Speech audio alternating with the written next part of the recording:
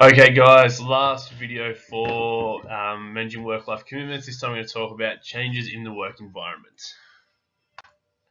Okay, so the first thing I'm going to talk about is organizational restructure. So what this basically means is that there has been a shift in the way that the company is set up.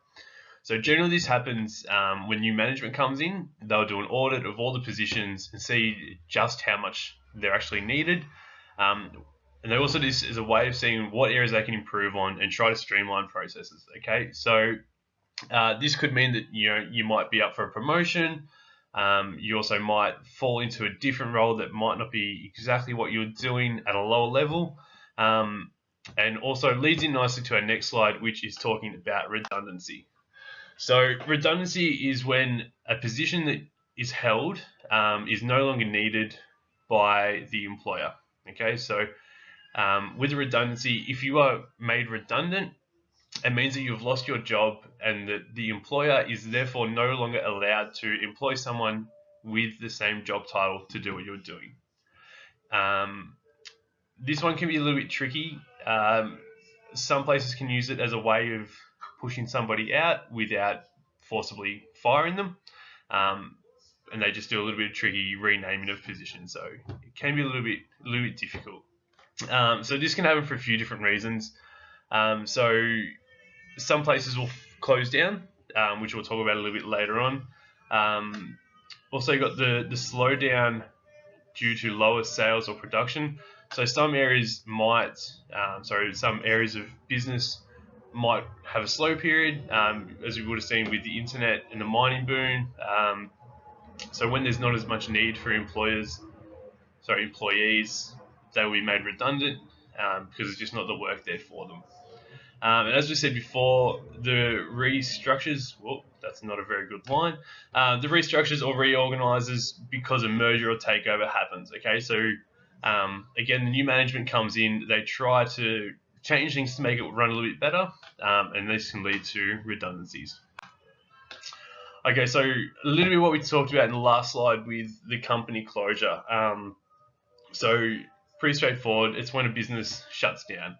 So it can happen for a few reasons. One, the example we've got here with the Ford company. Okay, so in Melbourne, in Geelong, the Ford plant has recently closed down due to the increasing cost of manufacturing in Australia. So this can affect a lot of people in many different ways. So obviously there's the employees who no longer have a job. You also have to worry about their family, who has lost an income from them. Also, we've got here, it can affect the local region.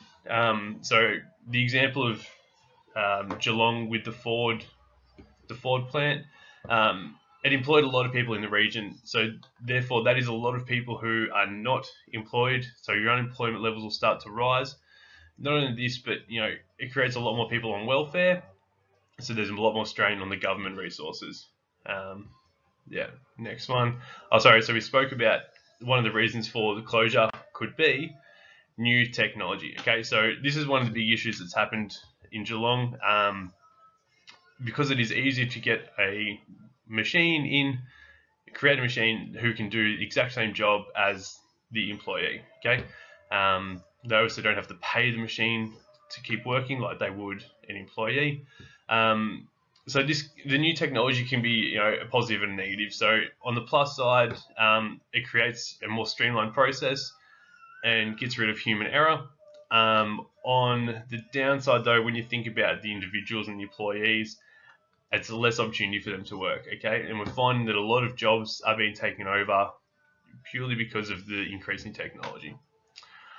Okay, that is done. Nice big tick. That's the last video for this unit. Make sure you get your reflections done. They are due in the first week back next year. Thanks, guys.